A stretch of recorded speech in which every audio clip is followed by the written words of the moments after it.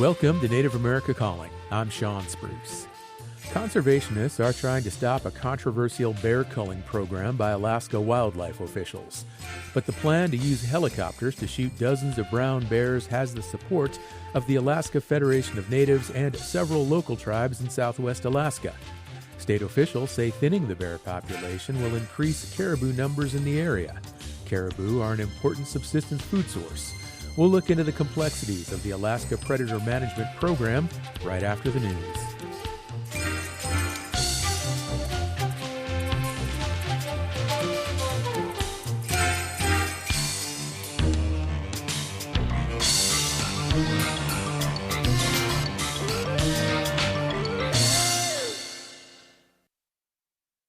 This is National Native News.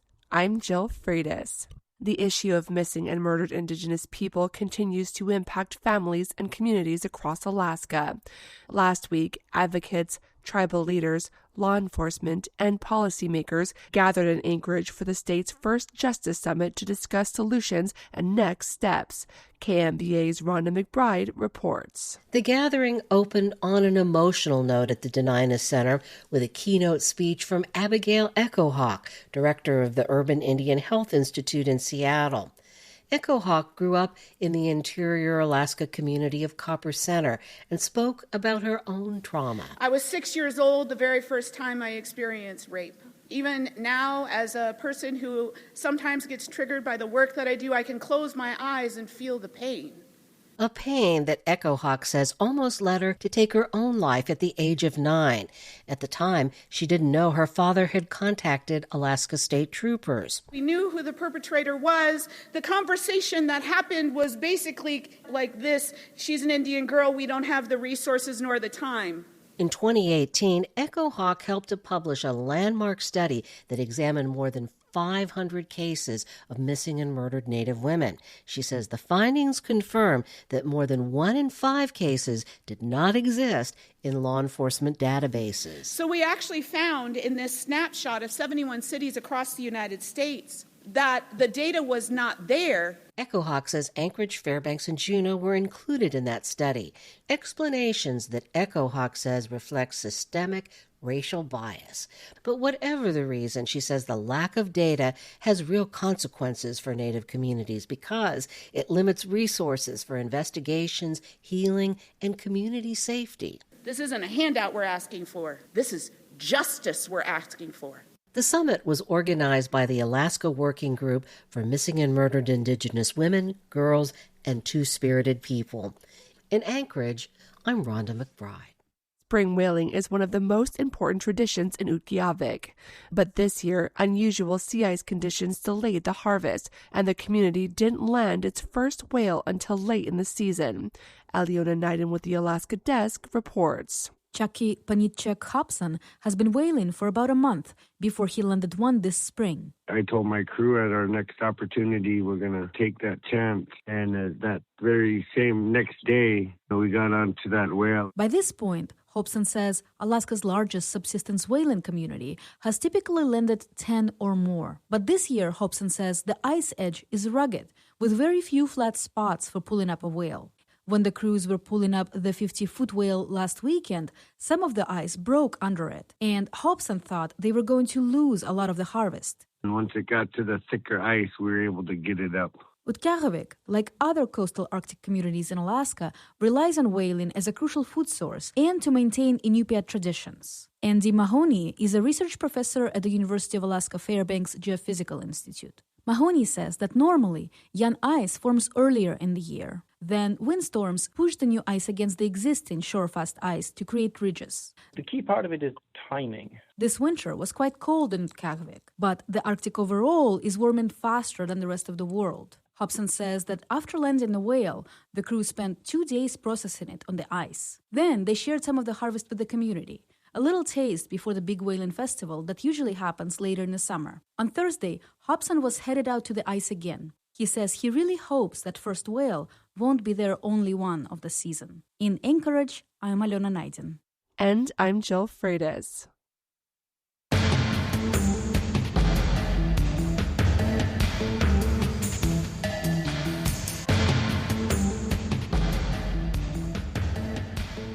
National Native News is produced by Koahnic Broadcast Corporation with funding by the Corporation for Public Broadcasting. Tribal Development Partners, helping tribes build toward their goals through 105L leasing and essential facility development, empowering sovereignty, strengthening community. More at tribaldevpartners.com, proud supporters of this show. Support by Sonosky Chambers Law, championing tribal sovereignty and Native American rights since 1976. From opioids litigation to treaty rights to tribal self-governance. With offices in Washington, D.C., New Mexico, California, and Alaska. Sonosky Chambers Law.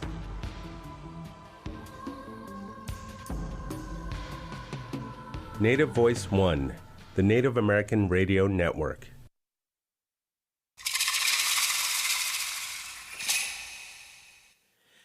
This is Native America Calling. I'm Sean Spruce.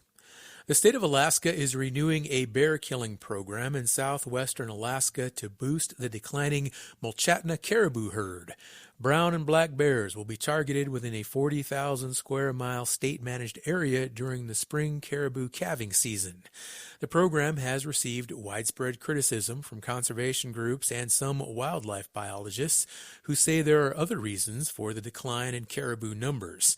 But the program has received support from tribal governments as well as the Alaska Federation of Natives. Today on our show, we'll speak with the Alaska Department of Fish and Game Commissioner, and we'll speak with an Alaska Native subsistence hunter. You can also share your perspective on this current bear culling program or the effectiveness of predator management in Alaska. If you're in Alaska, are you supportive of this program, or do you have concerns? Let us know by calling 1-800-996-2848. That is also 1-800-99-NATIVE. Joining us now from Platinum Village, Alaska, is Janet Bavala. She is a subsistence hunter and Platinum Traditional Village Council member. She is Yupik. Janet, good morning, and please feel free to further introduce yourself to our listeners. Yes, good morning. My Yupik name is Panuka Ogaya, but I actually have three of them because we are named after our family members who've passed away. And subsistence in our area is a very important resource. So Thank it's you, not Janet. just hunting, it's all kind of subsistence. Yeah, and we're going to talk a lot more about that. I want to ask you, last year you wrote a letter to the editor of the Anchorage Daily News contending that predator control efforts in western Alaska are working. What led you to that conclusion? I looked at all the data, and I also looked at previous presentations within Board of Game that some of the previous wildlife biologists had not supported the current program and had left the state employment. But what they said at the meeting did not match the data they were sharing. And so I was totally confused about that. But I've done a lot of research in it, and I've asked for a lot of data from the state of Alaska because, since caribou is a very important resource in my area, I want to keep on top of it, and I want to make sure there's enough for the next generation, even if I can never hunt for them again, depending on how things go. Thank you, Janet. We have another guest on the show, Doug Vincent Lang, who joins us now from Anchorage, Alaska, and he's the commissioner for the Alaska Department of Fish and Game. Commissioner, good morning and welcome to the show. Well, good morning, and it was good to hear you, Janet, on the voice of the radio here, so thank you. Glad you folks were able to get to know each other a little bit better, Commissioner. Now, tell our listeners more. Why does the Alaska Department of Fish and Game want to cull bears in southwestern Alaska right now? Okay, well, first off, when you introduced the subject, you called it a Department Bear Killing Program. I don't like to refer to it as a Department Bear Killing Program. I like to refer to it as a Caribou Recovery Program. What we're really aiming to do is recover caribou out in the Mulchatna area so that they can continue to provide food resources to Alaskans, and particularly to those that are dependent upon that resource for subsistence and food security out in that area. And the state of Alaska has an intensive management law that basically requires us to do rebuild caribou herds that are depressed to an extent that they're no longer providing for those food security and subsistence needs in certain areas. In this case, we realized that caribou in the Mulchatna herd decreased for a variety of different reasons, but once they had decreased to a level that they were having a hard time recovering from, we identified bear predation and wolf predation as two issues that we could address to rebuild that herd. So although bear predation and wolf predation weren't the primary factors that drove the herd down, they were actually preventing the herd from recovering. So what we did is work through the intensive management law statute, and we worked through the Board of Game process to implement a program to remove bears and wolves from the areas where caribou were calving, because what we determined was that the bear predation during calving was the limiting factor in having that herd recover. And we basically did, even though we have a large area that we can operate in, that area is very limited to a very small area where calving is occurring on state lands. And what the success of that program has been so far is we're seeing increased calf survival. We're seeing healthy calves now on the landscape, which is good sign because we're seeing nutrition on the nutritional value of the food on the landscape is there to support those calves. And we're optimistic that if we continue this for about another 2 or 3 years, we're going to get to a point where we're going to be able to provide some limited subsistence hunting opportunity in the area. And again, provide those villages with those subsistence linkages to that resource as well as better food security moving forward. Commissioner, in past years, Fish and Game officials have killed at least 175 brown bears, or culled 775 brown bears, and also 20 cubs over 2 springs. What is the bear population at right now, and what is the number that you're trying to get to? Well, we don't have a bear population number per se. We manage all kinds of bears across the state of Alaska without a quantitative bear population number. But we know that we're operating in a very small area. We know that there are a lot of sanctuaries for bears in the area, including all of the federal land. We don't operate any of our predator control programs on any federal land, nor are we operating in areas where calving isn't occurring. So we're convinced, and we've been kind of tracking what we're seeing with bears. We're convinced right now that we're not having an impact on the bear population. And most importantly, you're hearing some people say, well, these bears are the ones that you visit at Brooks and McNeil. We have no evidence that these bears are crossing mountain ranges and heading to Brooks and McNeil, and that they're the same bears. So we're confident we're not having a significant impact on the bear populations in those areas. We're still seeing hunting of brown bears being supported in the area, and we haven't seen any complaints mainly from a lot of hunters in the areas either. So. And the caribou herd in southwestern Alaska, about how much has that herd declined in recent years? And is it possible that their rate is just fluctuating and that they could rebound without this bear culling effort? It's possible that they could rebound, but this is a classic case where caribous do fluctuate up and down.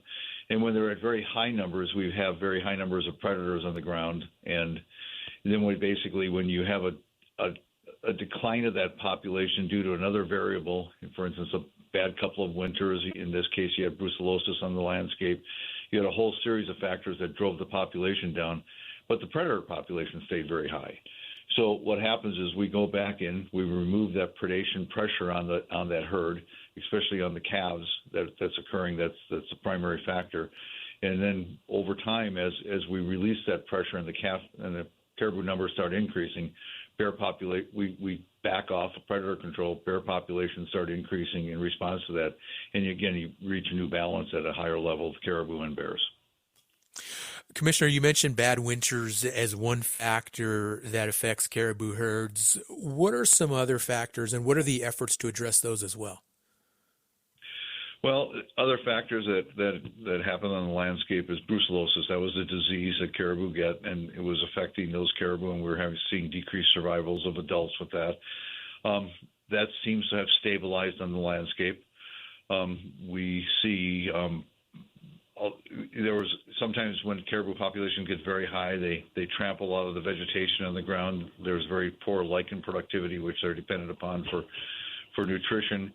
On our surveys out there this last couple of years, we've looked, and there's a lot of lichen back on the landscape. So again, we're seeing fat calves out there that are now surviving that early calving period, and that's a good sign. So there's a lot of factors. Icing can affect a landscape. That affects there may be lichens on the ground, but the caribou can't, paw their way down through that ice to get to that nutrition. So we're convinced the landscape can support an increased caribou population once that predation pressure is removed. Environmentalists and also wildlife biologists who are not with the Department of Fish and Game have said that the science behind the program right now is unsound and that there are other reasons for the decline in caribou, such as habitat loss, lack of forage also. I'm interested in learning more about the feedback that you heard during the comment periods, and has it influenced your perspective on how to implement the program? So we have a state statute that requires us to do predation, requires us to look at the predation impacts and other impacts when caribou populations are low and they're not providing for food security and subsistence needs in the area. So that's a statute. It's kind of like a speed limit statute, or a statute that says you can't run red lights. So we have to enforce that statute. So what we do is when we understand that the population is no longer able to support those needs, we do an assessment on the grounds. And in this case, we looked at the assessment. We figured out that while predation wasn't the primary factor that caused the decline, it was definitely the primary factor that was preventing the recovery. So we put together a plan. We went out through the public process. The first time we didn't do an adequate public process, but we corrected that through subsequent public processes. And now we put a plan together that tries to remove that predation limitation and the effects predation is having on that caribou herd, so we can get those numbers back up. And again, the goal is to provide for food security and subsistence needs in those local communities. And I just remind people that are listening, these communities are remote. There's no Walmart, there's no Fred Meyer, there's no Carr's grocery store in these little villages like in Platinum. So their cost of meat, cost of food is very high, and their dependency and their availability of food from the landscape, when it's limited because there's no caribou out there and we have to close to recover the herd, that's a hardship on those people. So again, we're taking it very seriously to provide those animals and doing it. Is this going to go Commissioner, on we have to forever? take a short break, but we'll come right back and continue our conversation on the Caribou Recovery Program. Listeners, stay with us.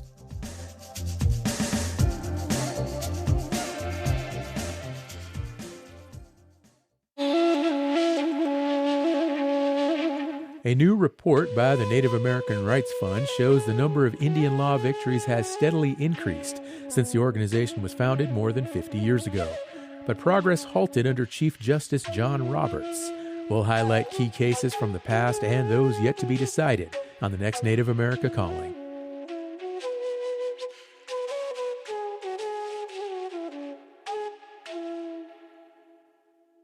Grand Canyon Conservancy fosters visitor engagement with the landscape through learning, discovery, and stewardship. The Grand Canyon Conservancy Field Institute provides immersive and educational adventures designed in partnership with Grand Canyon National Park, including day hikes for the family, once-in-a-lifetime backpacking trips, and art classes with expert instructors. More at grandcanyon.org.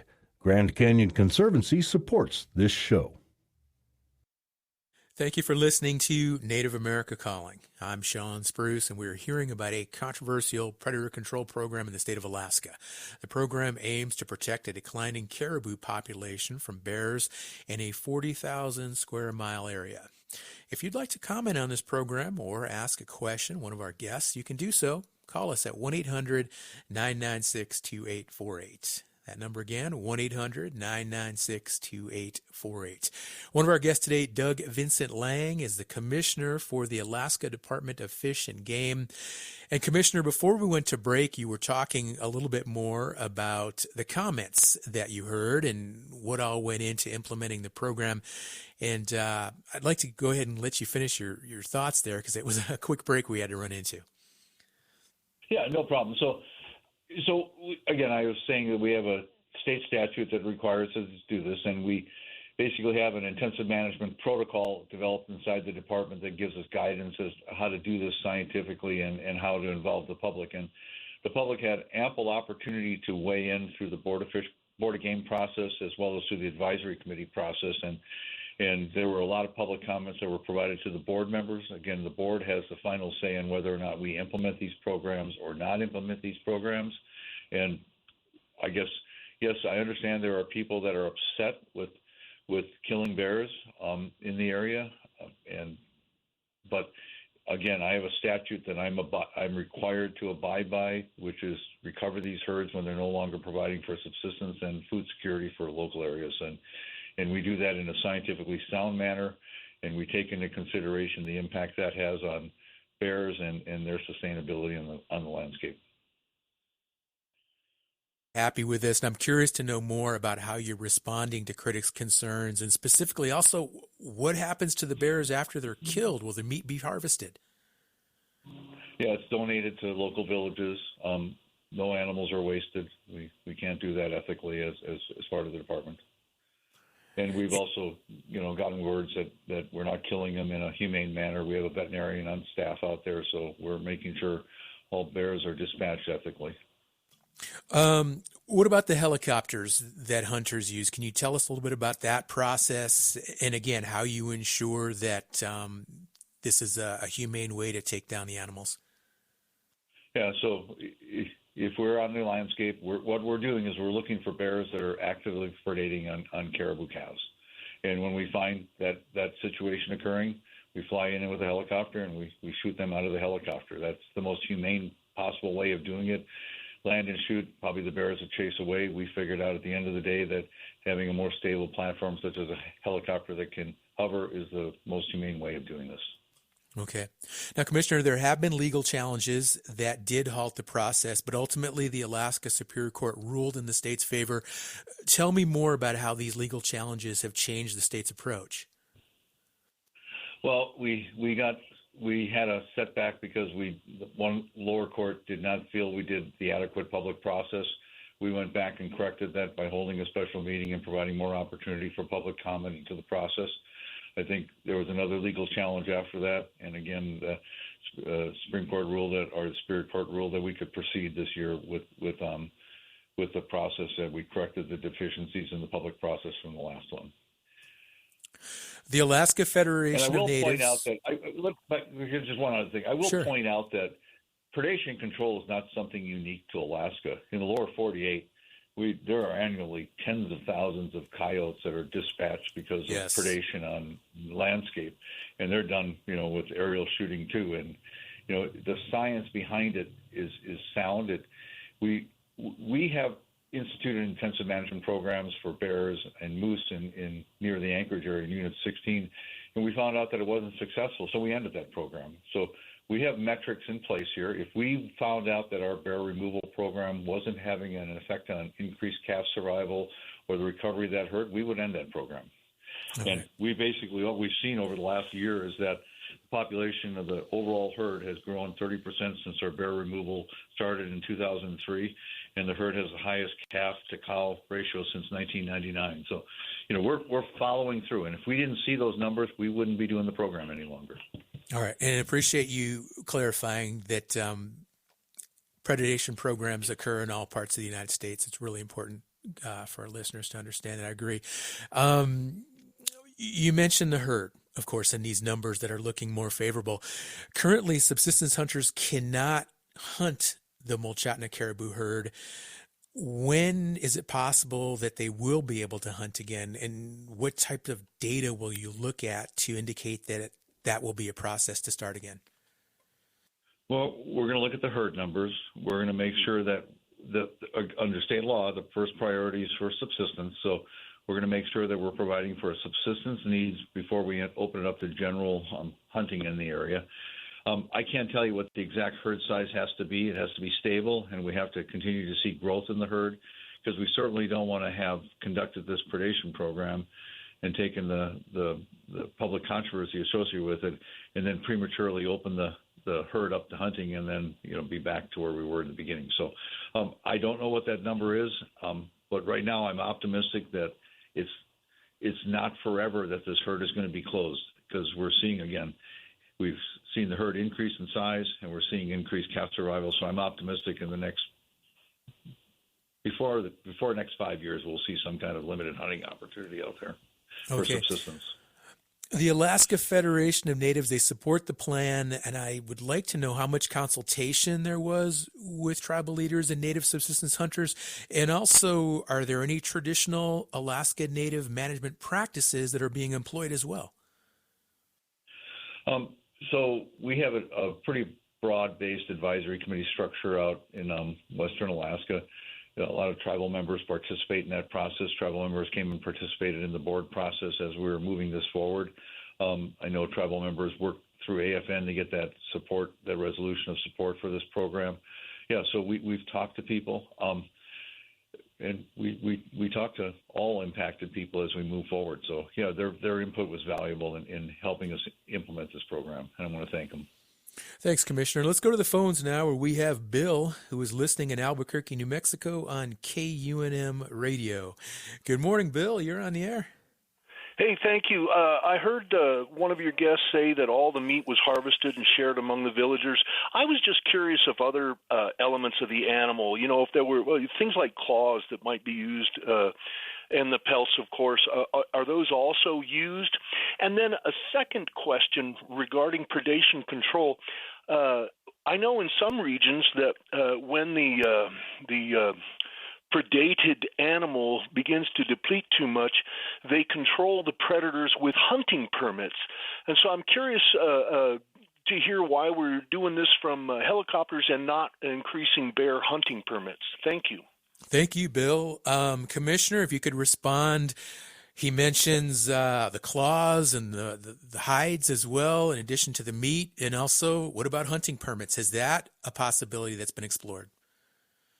Yeah, so all parts of the animal are available to communities to take and use as they see fit. The hides, whatever hides aren't used, are basically auctioned off during the fur auction that's annually held as part of the Fur Rendezvous and the Anchorage event in February. So no parts of the animals are really being wasted. The second question is we have pretty liberal bear hunting opportunities out there. Most people don't want to take more than one bear a year, and even though the harvest opportunities are larger than that, we can't rely on hunters alone to harvest the sufficient number of bears to implement our program. So again, we're doing it through a state program rather than hunting program, but we certainly encourage local people living in the area as well as people that are interested in harvesting a brown bear to go out there and harvest them as their opportunities are there. Commissioner, I know your time is limited. I want to give you one more opportunity just to share any additional insights or any more information with our listeners before you go. Okay, well, I just want to get back to the opening statement. This is not a bear killing program. This is really fundamentally a caribou recovery program. And I have visited rural villages all throughout Alaska, and I understand the importance of those subsistence resources, especially caribou and moose in these areas. And when those numbers fall down, it has a huge impact on their ability to feed their villages as well as, their subsistence practices. So I take it seriously in looking at how we can recover those animals to provide for those needs out there. And this is one of the tools that we've identified. And I'm really happy that we're seeing the successes that we're seeing in the bear removal program in terms of increased population size and calf survival. So I'm optimistic about the future.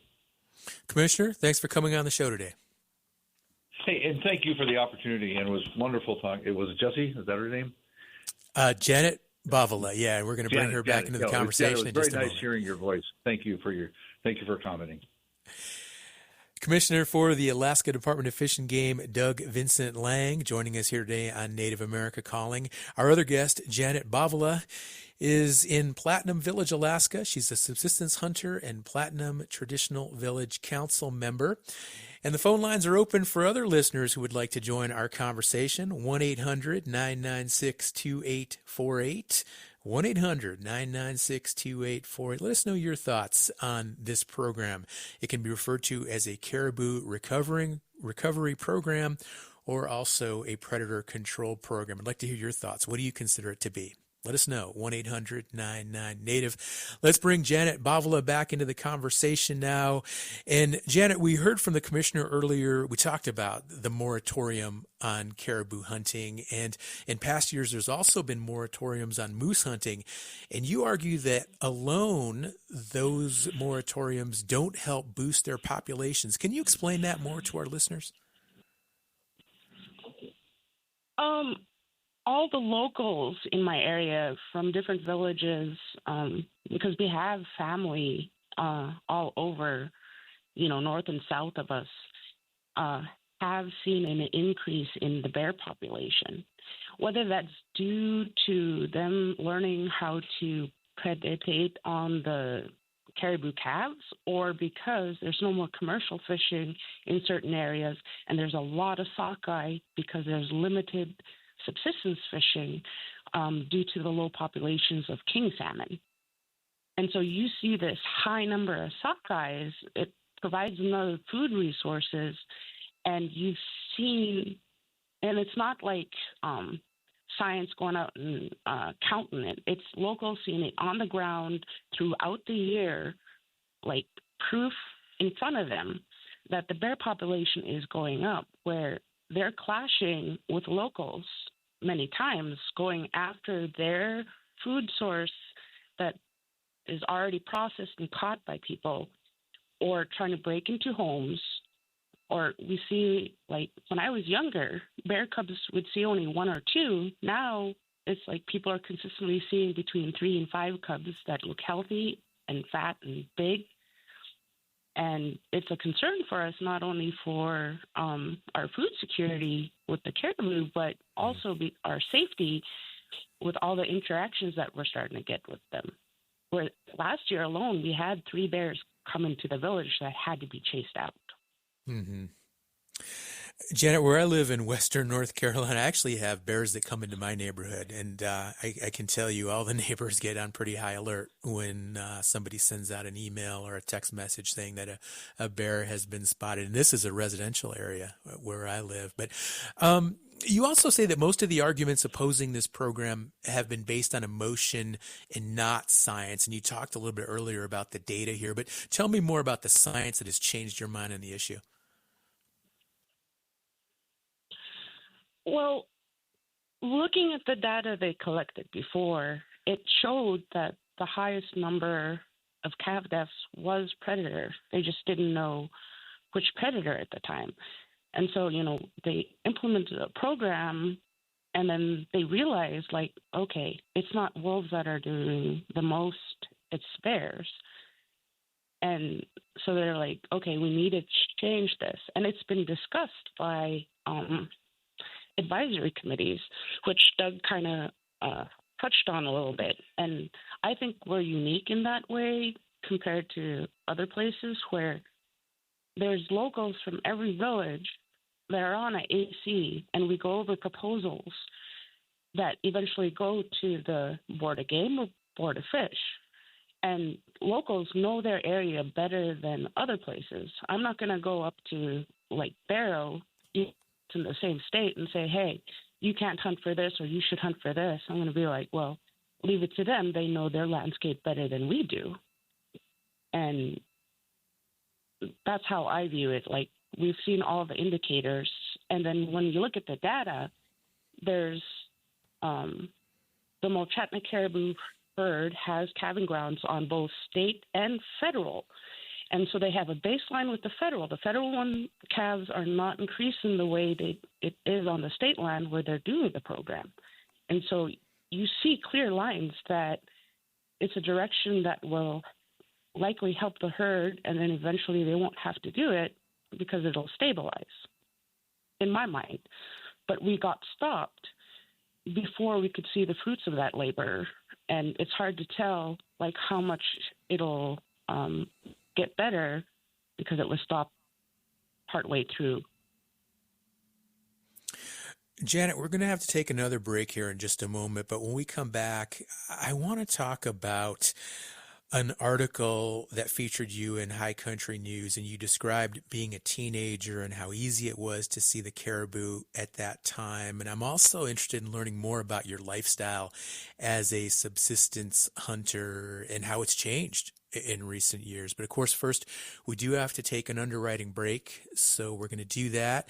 And we do have the phone lines still open for any listeners who would like to join us. I know we have a lot of stations up in Alaska, a lot of listeners who I think are probably familiar with this issue and can weigh in with their thoughts, with their perspectives on what this program means in their neck of the woods there in the state of Alaska. Again, a program aimed at protecting a declining caribou population from bears in a roughly 40,000 square mile area. So give us a call if you would like to join our conversation today. The number is 1-800-996-2848. That number is 1-800-996-2848.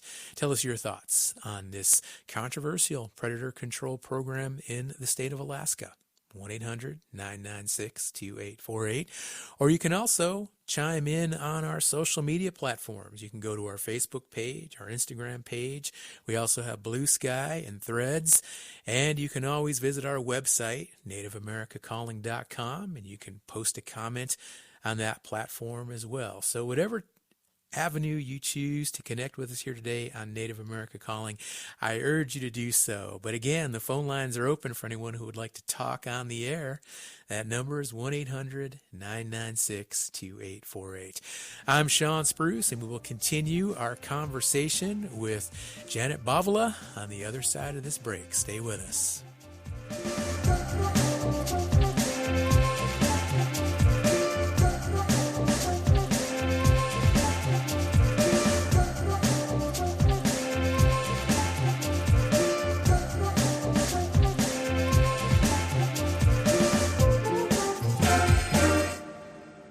Support from Davis Keelan Law Firm, a New Mexico firm standing with Native families suffering catastrophic loss. When tragedy strikes Indian country, Davis Keelan fights to restore stability, dignity, and justice, bringing a voice to Native families and communities for 20 years. More information, daviskeelan.com. Kaufman & Associates is a Native-owned and led consulting firm, supporting Native communities with culturally grounded solutions to shape Indigenous futures. More at kaufmaninc.com, KAUFFMANINC.com. You are listening to Native America Calling. I'm Sean Spruce. There is still plenty of time if you would like to join today's conversation about a controversial predator control program in the state of Alaska. Share your thoughts on the air. Give us a call right now. We've got the phone lines open.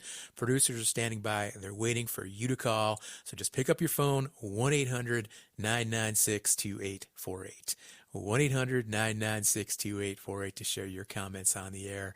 And a reminder, you can also listen back to this show and all past shows on our website, nativeamericacalling.com, and all major podcast platforms.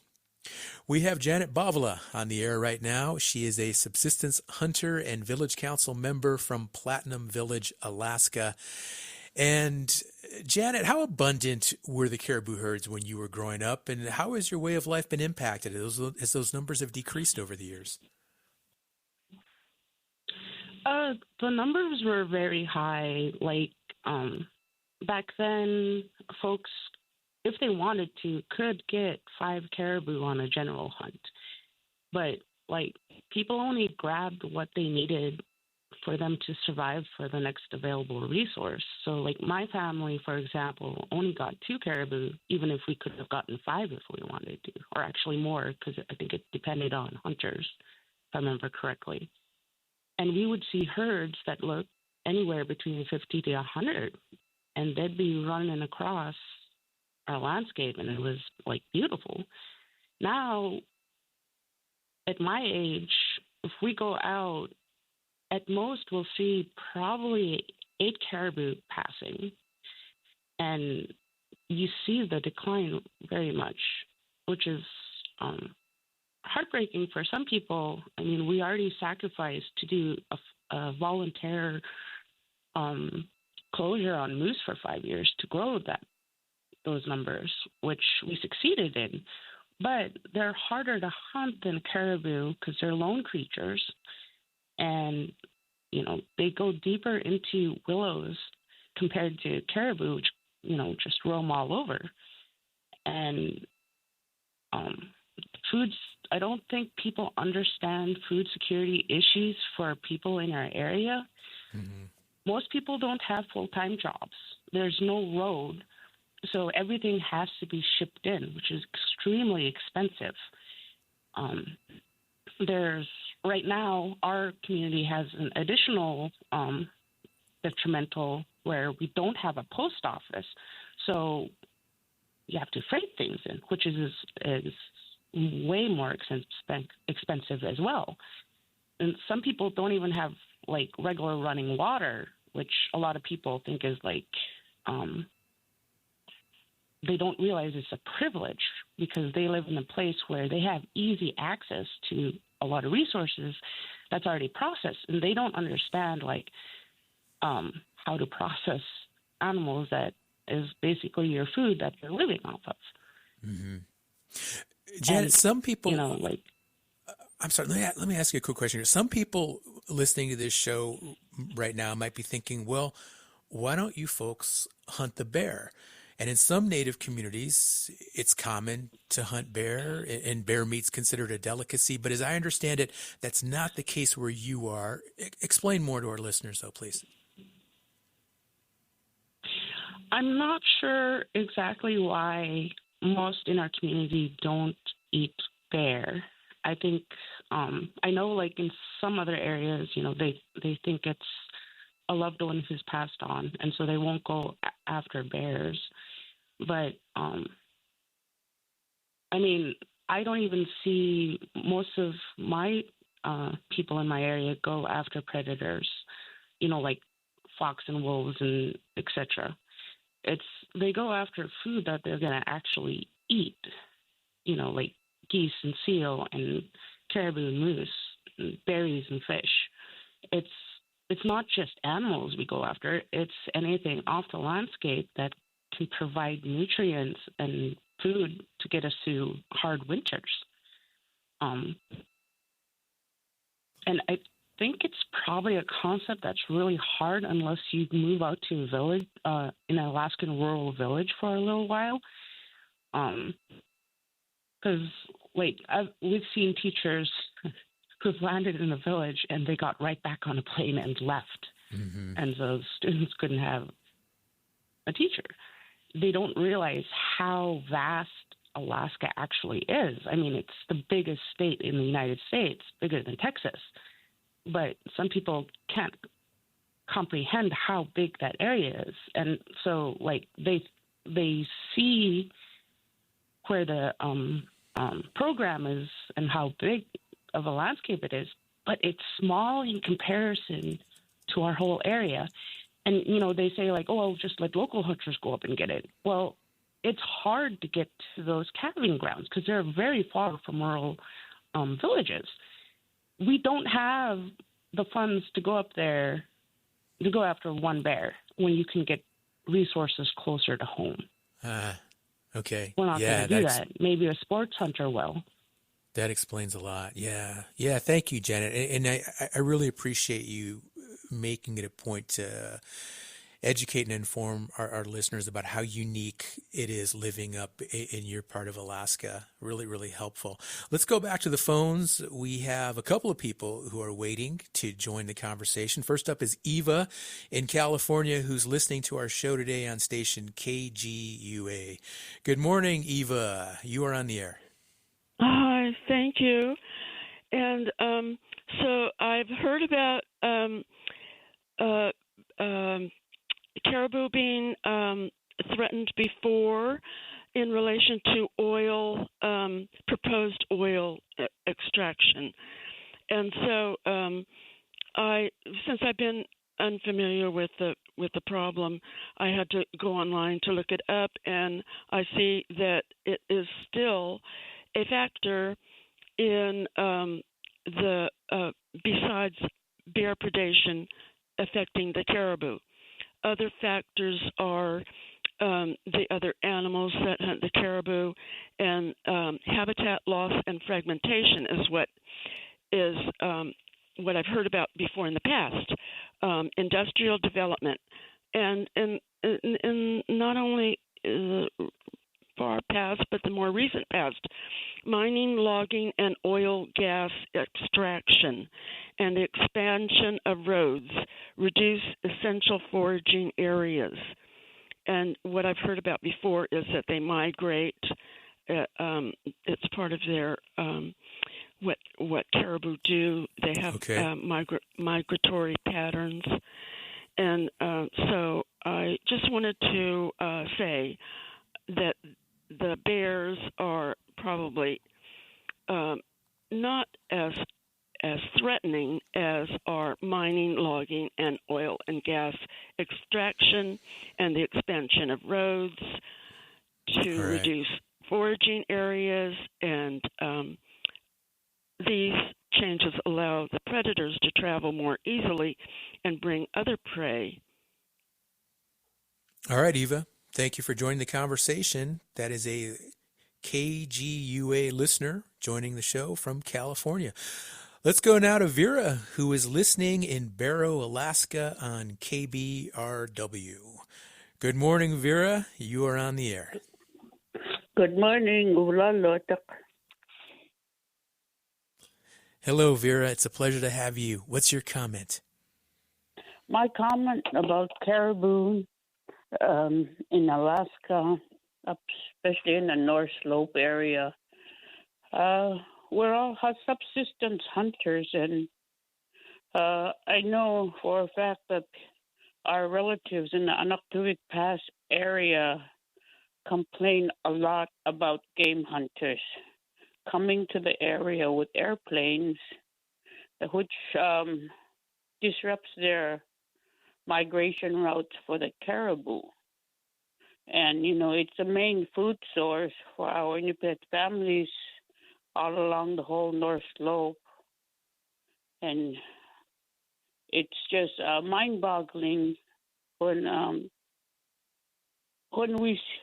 hear about this deterring of the bears is okay as long as it's reasonable, but also there's game hunters that's deterring our food sources that migrate especially toward Anaktuvik Pass, and the migration just don't go through their Anaktuvik Pass area because some of the game hunters hunting out there disrupting the route of the caribou that's supposed to go through the village, and they deter them to a different mountain, different pass, and it's their way of life, Vera, real quick question. The game hunters you mentioned, are these non-local people who are coming in on hunts? I would think they're game hunters coming in from south, Fairbanks, Anchorage area with airplanes, and sport and hunters. Even and they're coming also from lower 48 area. Okay. Whoever has aircraft. It seems like those are never really monitored, and those things seems like need to be more monitored, especially if they're coming to a subsistence area where they're disrupting the caribou's migrations. And I'm not complaining about what they're doing, but it's what they're doing to the people where the migrations are disrupted. Vera, I really appreciate you joining the conversation. Listeners today, thank you so much. Habitat loss, fossil fuel extraction, big game sport hunters, lots to consider here today with regard to this issue and the caribou herd. And we have another caller on the line right now. This is Wally, who is in New Stuyuhok, Alaska, and tuning in online today. Good morning, Wally. How are you doing? Good morning. Good morning. I am from New Stuyuhok. The way to go down river is what it means in English. Stuyuhok in Yupik language means to go down river, the way to go down river. But anyway, I'm listening here, and I hear about the caribou and the reindeer and moose and the bear and the fish and our subsistence foods.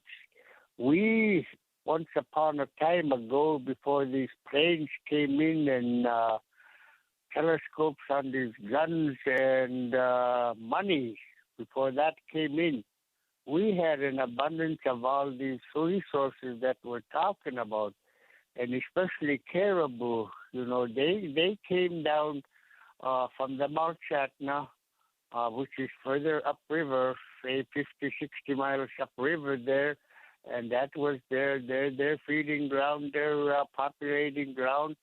And during the summer, during the spring, they came down towards the southwest portion of Alaska.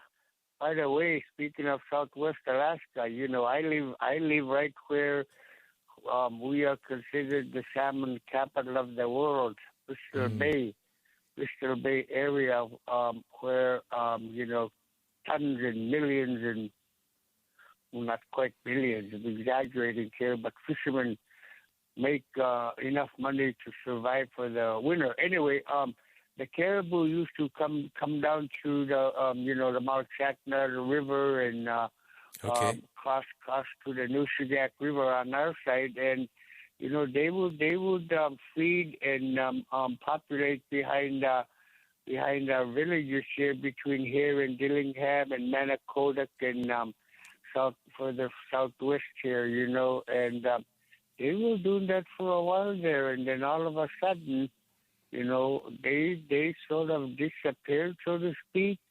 You know, they did not. Well, they didn't. We were down to like 300-400 or so, maybe, you know, 500 or so from 3,000, 5,000, and you know, the biologists or whomever has been watching them, Fish and Game or whomever been watching them, blame it on well, it's normal for them to change migration routes. All right. Well, if it's normal for them to change migration routes, why aren't the other communities seeing them also? You know, they've pretty much dwindled down. Wally, you're really a wealth of knowledge here, and thank you so much for sharing your insights on the air as well. I want to go back to Janet Bavala as we begin to wind down the show. And Janet, I mean, the issue with the helicopters in the hunting, that just seems to get a lot of people riled up. And I do want to ask you, because some Alaska Native wildlife experts argue that this program violates indigenous values and that bears and wolves shouldn't be shot from helicopters and left to suffer. Even with a veterinarian there, you know, the animals is going down. Do you feel this program does enough to incorporate indigenous opinions, and does it possibly violate certain cultural protocols? It probably does to some extent. I mean, right now it's pretty much mixed. Like, my parents are, they practice Western religion, one type that came to our area. And so it's different than what it might have been with our ancestors. But they still, like, practice some of those other values, such as burning the belongings of those of our loved ones who've passed away.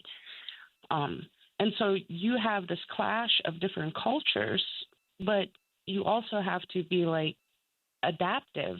And our ancestors were adaptive in their time. Like, my mom didn't grow up eating caribou. She grew up eating only small game and sea life. That's all she had available. And I grew up eating caribou. The generation now grows up eating moose.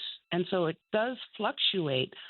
But we also have, like, people who survive longer, you know, with medicines. We're not moving across the land. Like, my father wouldn't have been able to walk to a camp the way they used to in the past, or go on dog sled with the age he reached before he passed away recently. All right. And so, like, you see changes to our native populations here. And so, like, you have to take in consideration, like, all the data with it, I think, to try and find a balance between culture and science. We're going to have to wrap up the show now, but I want to thank both of our guests, Janet Bovala and Doug Vincent Lang, and also our callers who joined the conversation as well. Stay tuned and join us again tomorrow at Native America Calling. I'm Sean Spruce. Enjoy the rest of your day.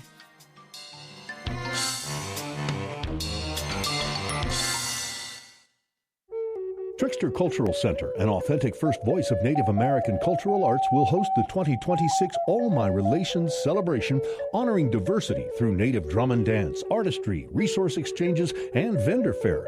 Trickster Cultural Center's All My Relations celebration is open to everyone at no charge June 20th from 2 to 6 p.m. in Schaumburg, Illinois.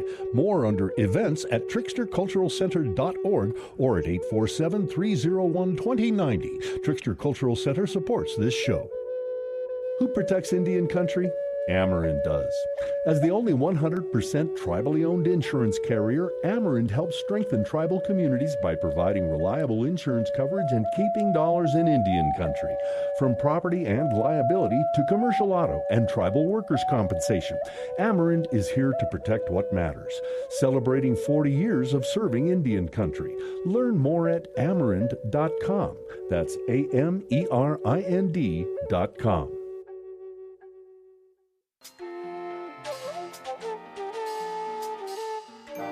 Native America Calling is produced in the Annenberg National Native Voice Studios in Albuquerque, New Mexico by Quantic Broadcast Corporation, a Native nonprofit media organization.